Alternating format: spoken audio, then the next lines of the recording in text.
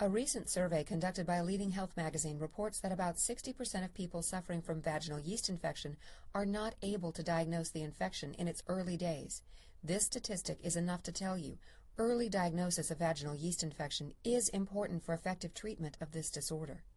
Be surprised when you hear that the symptoms of vaginal yeast infection are simple to find, yet can be very difficult to correlate to this disorder. For example, when you're suffering from this infection, you would find a white discharge flowing over the walls of your vagina. You could be tempted to associate this with vaginal yeast infection, but this may not necessarily be true. Deeper research is required for the doctor to conclusively prove that you are indeed afflicted with this infection. To achieve this, the doctor would scrape a specimen of the white discharge from the affected area and put it under the microscope.